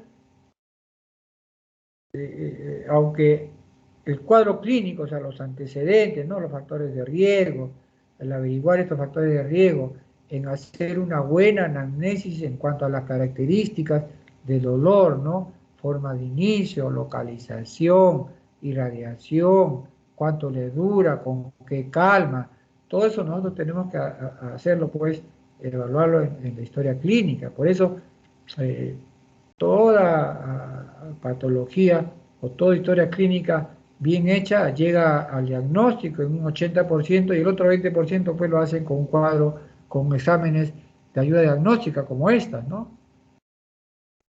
Las pruebas diagnósticas para enfermedad coronaria, ¿no? Crónica o aguda, igual, un electrocardiograma de reposo, un electrocardiograma de esfuerzo, que es una prueba de esfuerzo, un test de esfuerzo que le dicen, ¿no? Cuando la angina es estable, cuando la angina es inestable, de características de angina inestable, está contraindicada la prueba de esfuerzo, ¿no? El ecocardiografía en reposo, ¿no? Ecocardiografía con estrés, cuando el paciente no puede hacer una prueba de esfuerzo, le hace un ecocardiograma con dobutamina, ¿no? Para aumentar, desencadenar un cuadro, pues, coronario, ¿no? Con aumento de la frecuencia cardíaca, todo eso, ¿no? Y que es grabado, produciéndose, pues, trastornos en la contracción ventricular izquierda en caso de ser esta positiva para una enfermedad coronaria, ¿no? La perfusión miocárdica, esto es algo que se está haciendo bastante ahora último, ¿no? La perfusión miocárdica para ver áreas isquémicas, para ver viabilidad del músculo cardíaco, ¿no? Se está usando bastante esto en la medicina nuclear. Y por último, el estudio hemodinámico, ¿no? Cuando estas pruebas salen positivas, finalmente van a un estudio hemodinámico, a un cateterismo cardíaco, para el estudio de las arterias coronarias mediante el uso, pues, de sustancias de contraste. El electrocardiograma de reposo, pues, es de gran utilidad, ¿no? Nos da un diagnóstico de cuadros isquémicos agudos como la angina inestable e infarto de miocardio agudo. Diagnóstico de cuadros crónicos como secuelas de infarto de miocardio previo, ¿no? Acá tienen una onda Q patológica. Una onda Q patológica es una onda Q que mide más del 25-30% de la onda R. Es una onda Q empastada y dura más de 0.04 centésimas de segundo. Es una onda Q patológica. O si hay un patrón de isquemia, ¿no? Más frecuente está dado por la inversión de la polaridad y simetría de la onda T, ¿no? En caso, pues, de una cardiopatía coronaria crónica, ¿no? Una onda T invertida, ¿no? El patrón de la lesión de daño tisular está configurado, pues, por la depresión o elevación del segmento ST según la lesión, sea subendocárdica o subepicárdica respectivamente, pero esto más que todo para los cuadros coronarios agudos, ¿no? Entonces, el patrón de lesión de daño tisular está configurado, pues, por la depresión o elevación del segmento ST, según la lesión sea subendocárdica o subepicárdica respectivamente, ¿no? Esta es una lesión, este es un infarto de miocardio ST no elevado, ¿no? No elevado porque el ST es negativo, recto, negativo, acá tiene un desnivel de 1, 2, casi 3 milímetros, ¿no? Así comienzan los cuadros coronarios agudos, así comienzan. El paciente siente leve molestia, dolor, no le hace caso, va aumentando, y se le toma un electro en ese momento, va a presentar este electrocardiograma. Pero si continúan, no van a la emergencia y el dolor se hace más de 20 minutos, 30, 40 minutos, van a la emergencia, le toman un electro y esto que podría haber sido así al inicio, ya se ve un ST elevado. Este tipo de electrocardiograma se ve en pacientes pues, con angina inestable, ¿no? Complicado, con una placa complicada, sin obstrucción total de la luz del vaso. O sea, uno hace un cateterismo, inyecta la sustancia en contraste y hay flujo todavía en la arteria con una lesión severa y la presencia de trombo, ¿no? La presencia de trombo. Y la elevación del cemento ST y el trombo formado por la lesión endotelial, ¿no? Ya tapó toda la arteria y produjo este tipo de cambios en el electrocardiograma. Y hemos dicho que la onda Q es el patrón de necrosis que está dado pues, por esta onda, la onda Q, con una duración mayor de 0.04 centésimas, o sea, más de un cuadradito, ¿no? Ustedes saben que cada cuadradito pequeñito vale 0.04 centésimas de segundo. Y una amplitud mayor del 30% de la R siguiente, o sea, esta amplitud, ¿no? Mayor del 30% de esta R siguiente, ¿no? Otros tipos de cambios ya a nivel de la onda T, ¿no? Isquemia, cambios en la onda T, una isquemia subepicárdica, mira, ¿no? Una onda T negativa y la subendocárdica, ¿no? Una onda T positiva, ya T picuda, elevada. Lesión, o sea, lesión es daño, ¿no? Una lesión subepicárdica con una elevación del segmento ST y subendocárdica, o sea, que se inicia, porque, como he dicho, todas las isquemias miocárdicas comienzan en el endocardio, ¿no? Comienzan en el endocardio y va ascendiendo hasta llegar al epicardio y hacer este tipo de cambio en el electrocardiograma con ST elevado. Este es otro ejemplo, ¿no? De una isquemia miocárdica, ¿no? Cambios en la polaridad y morfología de la onda. Esta es una onda T pues picuda, ¿no? Hay un retraso en la repolarización en dicha área, ¿no? La isquemia subendocárdica, ondas T pues altas, acuminadas y de vértices picudos, ¿no? Y acá ven ustedes el esquema donde se inicia esta, en el endocardio. Y va ascendiendo hasta llegar al epicardio, ¿no? Aquí es donde comienza la isquemia. Las ondas T hiperagudas, miren ustedes estas ondas T hiperagudas, ¿no? Que producidas por un cuadro isquémico agudo también, ¿no? Entonces, son cambios pues que se producen en la onda T, ¿no? Lesión con cambios en el segmento ST, infarto intramural con ondas Q anormales, ¿no? Acá tenemos la fase hiperaguda de un cuadro coronario con ST elevado. Acá el segmento ST da completamente la fase aguda, las primeras horas, ¿no? Y acá en la fase subaguda, que ya está pasando, ¿no? Y también va a aparecer, miren ustedes acá, acá no había onda Q, ¿no?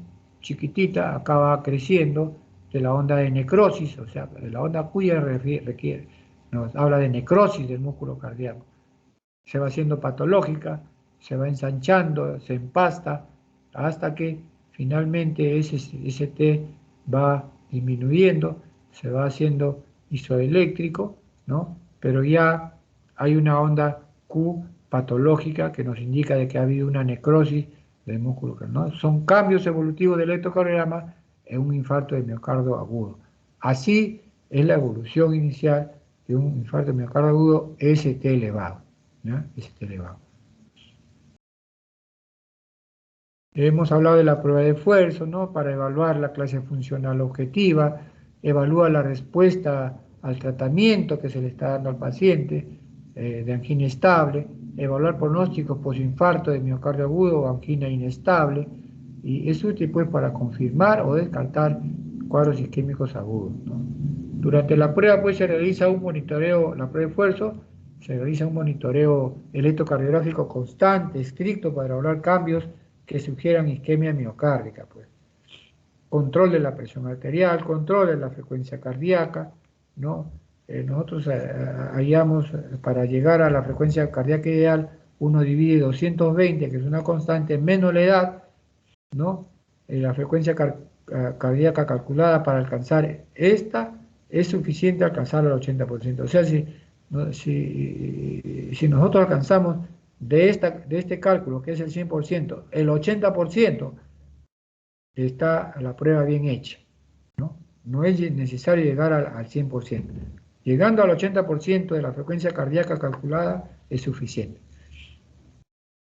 Este es el ergómetro, ¿no? Un ergómetro donde tenemos pues el médico observando al paciente, ¿no? Con el electrocardiograma constante, ¿no? Monitorizado, observando los cambios de tipo isquémico a nivel del segmento ST, de la onda T, o la presencia de arritmias, o la presencia de bloqueos también puede haber durante la prueba de fuerza. La otra prueba que nos ayuda pues a evaluar, ¿no? El ecocardiograma bidimensional, nos evaluamos la función ventricular, la motilidad parietal, alteraciones segmentarias de la motilidad que son muy sugestivas de necrosis o isquemia significativa aguda o crónica, ¿no? Con el ecocardiograma bidimensional. Acá tenemos un ecocardiograma de 4 cavidades. Vemos acá la aurícula izquierda, aurícula derecha, ventrículo derecho, ventrículo izquierdo. Estas son las paredes ventriculares que alteran su motilidad cuando ha habido un cuadro de infarto de miocardio agudo o son coronarios crónicos, ¿no? El TAN torácico es para la visualización del corazón, ¿no? Se va a colocar un transductor como si fuera una endoscopía gástrica, ¿no? Sobre el pecho del paciente, generalmente sobre el lado izquierdo. El procedimiento se realiza según lo comentado previamente arriba, ¿no? O sea, es una visualización, ¿no? Donde se coloca un traductor para poder hacer a través de ese tipo de estudio, ¿no? La evaluación, sobre todo en pacientes, por ejemplo, que tienen problemas a nivel valvular, que tienen vegetaciones por endocarditis, ¿no? Este es el ecocardiógrafo. Estas son lo que vamos a ver, ¿no? La arteria aorta, ¿no? La aurícula derecha, la regurgitación, en este caso por insuficiencia, perdón, por insuficiencia valvular mitral, ¿no? Que puede ser secundario, un problema de infarto agudo, ¿no? Con compromiso de los músculos papilares y de las cuerdas tendíneas. Ya hemos visto el eco transesofágico. Este es el eco transesofágico. Miren ustedes, como si fuera una endoscopía, y el colega va viendo acá las imágenes, ¿no? Hay ecocardiograma pues con estrés farmacológico, como hemos dicho también, ¿no? Cuando el paciente no puede caminar o hacer un trabajo en la faja, se hace este ecocardiograma con estrés farmacológico, ¿no?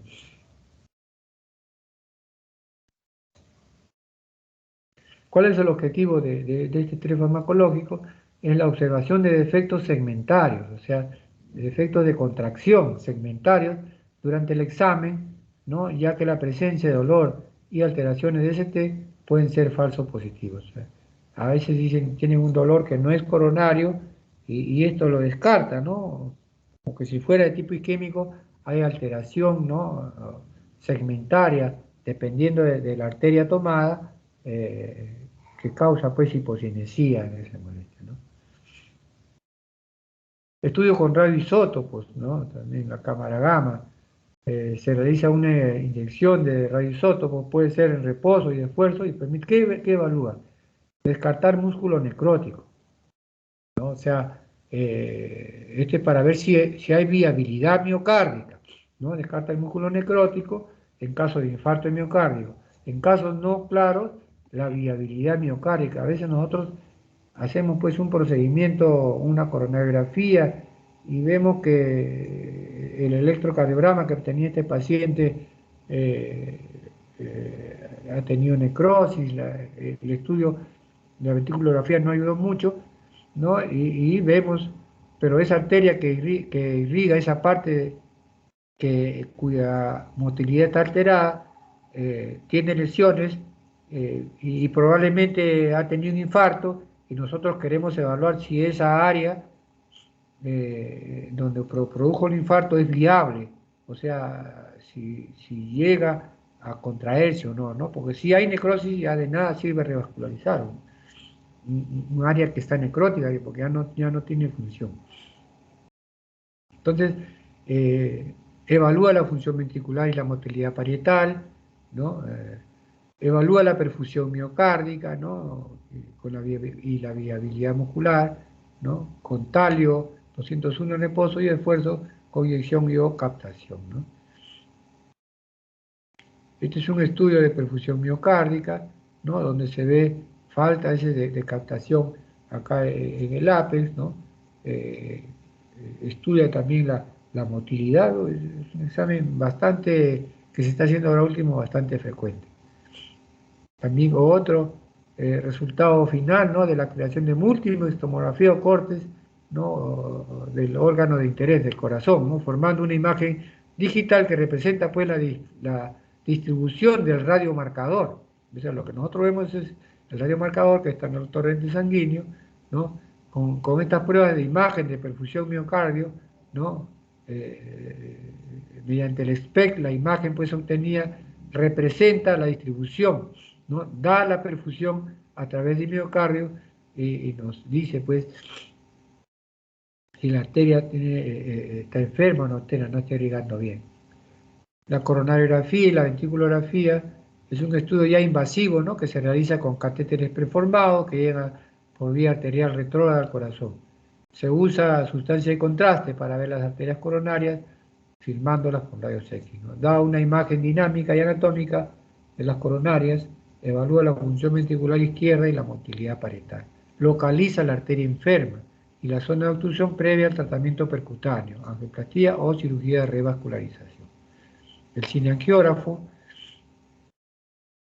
las indicaciones pues, de la coronariografía en la angina estable o inestable son pacientes pues, con enfermedad coronaria conocida o asintomáticas, con angina estable, clase 1, ¿no? Grado 3 o 4, que no toleran el tratamiento médico y resucitado, clase 2, angina grado 1, grado 2, que no responden al tratamiento médico, ¿no? Presentan pues un perfil clínico de alto riesgo y pruebas no invasivas patológicas. Dolor torácico específico, evidencia riesgo alto mediante pruebas no invasivas, ¿no? La angina inestable es riesgo alto de evolución adversa, ¿no? Sospecha de angina variante de Primeta. La isquemia con pacientes previamente revascularizados, clase 1, cuando se sospecha una oclusión aguda, trombosis subaguda del stent, tras revascularización percutánea, o clase 2, la isquemia recurrente sintomática en los 12 meses posteriores a la revascularización quirúrgica. Estas son las indicaciones para coronografía en el manejo inicial del infarto de miocardio, ¿no? El infarto agudo de miocardio con elevación del segmento ST, si hay contraindicación de la fibrinolisis, ¿no? Para realizar angioplastía dentro de las 12 horas de producido el infarto, la coronariografía precoz en pacientes en los que no se ha decidido angioplastía primaria, realizar una angioplastía de rescate. La angioplastía de rescate son aquellos pacientes que fueron trombolizados y la trombolisis falló. Entonces se les manda una coronariografía con posibilidad de angioplastía, ¿no? El infarto miocardio agudo sin elevación del ST es una coronariografía precoz, ¿no? Cuando hay isquemia sintomática persistente o recurrente, espontánea o inducida, ¿no? Estas son imágenes de tratamiento de un paciente con una obstrucción severa de la arteria coronaria, se pasa una guía, luego se pasa un catéter balón, este catéter de balón insufla, prepara la lesión para el implante finalmente del stent, ¿no? Para recuperar la luz del vaso. Este es un paciente que tiene una lesión severa, ¿no? En el tercio proximal para medio de la arteria coronaria derecha, ¿no? El punto de obstrucción de la arteria coronaria, y acá ya post tratamiento con el implante de un stent, ¿no? Con el implante de un stent, una coronaria ya desobstruida y tratada. Este es un trayecto intramiocardio. ¿Qué significa? Hemos dicho que estas arterias son las epicárdicas que van por encima del músculo cardíaco, en el epicardio. A veces en algunas de ellas se introducen al músculo, ¿no? Y durante la contracción ventricular desaparecen, ¿no? Porque están dentro del músculo, o sea, el músculo las comprime y no hay flujo, ¿no? Es un trayecto intramiocárdico, se llama, ¿no? Ven ustedes acá esta arteria descendente anterior, ¿no? ¡Pum! Comprimió la arteria, no hay una parte de esta se pierde, y aparentemente acá por una circulación colateral que se puede ir formando ante estas obstrucciones constantes, se llena la parte distal, ¿no? Acá ya durante la diástole, miren la arteria cómo aparece, ¿no? Y se pinta toda la parte distal. Esta es una ventriculografía, ¿no? Para ver la motilidad segmentaria del ventrículo izquierdo. Hay otros estudios, pues, como la tomografía computarizada, ¿no? La tomografía espiral multicorte de las arterias coronarias, que también se está usando bastante ahora, sobre todo para ver, pues, zonas calcificadas. Cuanto más calcificación tienen las arterias coronarias en estos exámenes, la posibilidad de cardiopatía coronaria está latente, ¿no? Entonces, indicaciones de prueba de imagen en la cardiopatía isquémica, en la tomografía, son técnicas validadas, ¿no? En la detención y cuantificación del grado de afección de la calcificación coronaria, ¿no? La escala de Agatston se utiliza para cuantificar el grado de calcificación coronaria, ¿no? Esta es una tomografía computarizada, donde ven ustedes acá estas imágenes radiopacas, ¿no? Porque esto se hace con sustancia de contraste, que nos indican el recorrido de la arteria coronaria, y también sin sustancia de contraste la presencia, pues, de calcio, ¿no? Cuanto más calcio encontremos, más posibilidad de enfermedad coronaria. Entonces, la presencia de calcio en las arterias coronarias es un indicador de la enfermedad aterosclerótica coronaria. Esta es la escala de Agatston, ¿no? Los valores se pueden clasificar en 5 grupos: 1, 2, 3, 4, 5. La probabilidad de enfermedad coronaria significativa, con un riesgo vascular muy bajo, cuando el valor es de 0. De 1 a 10, muy poco probable, bajo riesgo cardiovascular. De 11 a 100, probabilidad mínima de estenosis coronaria, moderado. De 101 a 400, alta probabilidad de estenosis coronaria, moderado alto. Mayor de 400, alta probabilidad de estenosis coronaria, alta. Esta es la escala de Agatston.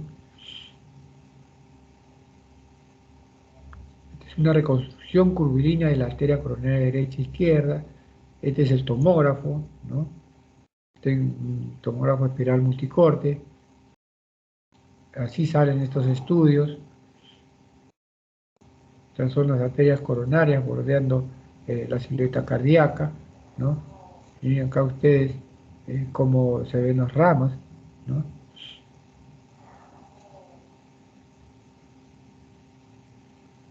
En cuanto al tratamiento, el objetivo, pues, terapéutico que se persigue en los enfermos con cardiopatía coronaria crónica incluye, pues, el control de los síntomas anquinosos. Lo principal, control de los síntomas anquinosos. 2, mejorar la calidad y pronóstico de vida. 3, controlar la progresión de la enfermedad. 4, evitar la presentación de síntomas isquémicos coronarios agudos. Disminuir la mortalidad asociada a la enfermedad, ¿no? Para el logro de estos objetivos es importante, pues, controlar de forma estricta los factores de riesgo vasculares, ¿no? Mantener siempre una visión preventiva, ¿no? Independientemente del nivel de atención que se ocupe del manejo de los pacientes.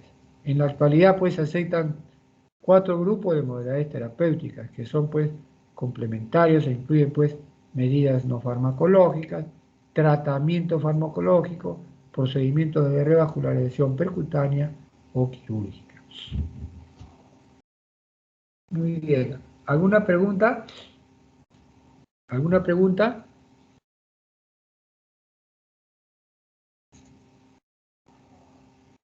¿Alguna pregunta?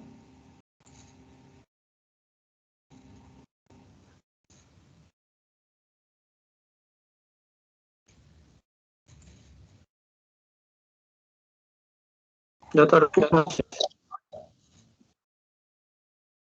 ¿Aló? ¿me escucha? Ahora sí. Doctor, cuando habló de las otras manifestaciones de la angina estable, hay una que es microvascular. Me preguntaba qué es lo que se hace cuando se encuentra. ¿Es normal? ¿Se deja pasar? ¿Qué es lo Bueno, que la, se...? ¿Cómo la angina estable, pues, se presenta en pacientes, pues, que hacen esfuerzo, o sea, cuando, como hemos dicho, ¿no? En la fisiopatología, estas placas que van creciendo y llegan a obstruir la luz del vaso en un 70%, y en reposo esos pacientes no tienen síntomas. Pero si comienzan a caminar, como hemos visto en las diferentes clases, ¿no? A grandes esfuerzos, a esfuerzos moderados, a pequeños esfuerzos, ¿por qué? Porque la placa aterosclerótica va aumentando de tamaño y va ocluyendo cada vez la luz, ¿no? Entonces, son placas, pues, estables, ¿no? No complicadas. No complicadas se dice cuando hablamos de placa complicada, cuando hay ruptura del endotelio, ¿no? Hay un endotelio lesionado que se rompe y produce, pues, la formación de trombo. Esa es una placa complicada. Pero una placa estable no hay ruptura del endotelio, ¿no? Ese es el ateroma que va ocluyendo progresivamente la luz del vaso. Entonces, conforme va avanzando el tiempo, es un paciente, pues, que al inicio, como hablan ahí de las clases funcionales, ¿no? Al inicio caminaba varias cuadras tranquilo y de repente, pum, le ponía el dolor, para y le calma rápido, ¿no? Pero como esa placa va creciendo, esa molestia también va haciéndose cada vez más notoria, ¿no? A menos esfuerzo, hasta hacerse a pequeños esfuerzos, ¿no? Eso depende de la placa aterosclerótica, de cuánto ocluye la luz y de la estabilidad de esa placa, ¿no? Doctor, claro, sí. Doctor, me refería a la angina microvascular, doctora, la que es síndrome X. Eso. Me ha dicho que se forma parte del síndrome coronario crónico, ¿no? angina microvascular, sobre todo, más que todo, es por espasmo, ¿no? Es difícil encontrar lesiones a nivel microvascular, ¿no? Todo es por espasmo, ¿no? Es lo más frecuente, ¿no? Por eso esos Doctor, pacientes... Sí, dime. ¿eso se hace con esos pacientes que tengan por El ejemplo? tratamiento ahí es médico, ¿no? Porque cuando uno te trata la cardiopatía coronaria, sobre todo es a nivel, pues, de las arterias epicárdicas, ¿no? En cuanto al tratamiento ya invasivo, ¿no? En cuanto a los estudios que nosotros hacemos, ¿no? Ya sea, como hemos visto, la tomografía espiral multicorte, donde ustedes han visto de que en esas tomografías, pues, vamos a ver las calcificaciones, porque la aterosclerosis va calcificando también la arteria. Entonces, esos exámenes de tomografías espiral multicorte para ver si hay calcificación de arterias, cuanto más calcificación se encuentre en ese estudio no invasivo, la posibilidad de enfermedad coronaria va a ser mayor también, ¿no? Pero en esas isquemias que son microvasculares, el tratamiento solamente es médico, ¿no? No hay otra cosa. No hay otra cosa, ¿no? Antagonistas del calcio, ¿no? que son también vasodilatadores, ¿no? Ese es el...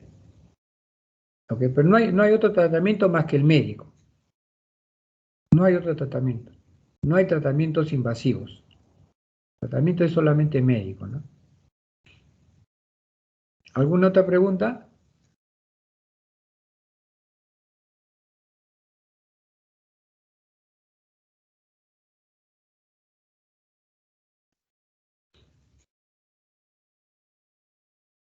No hay más preguntas.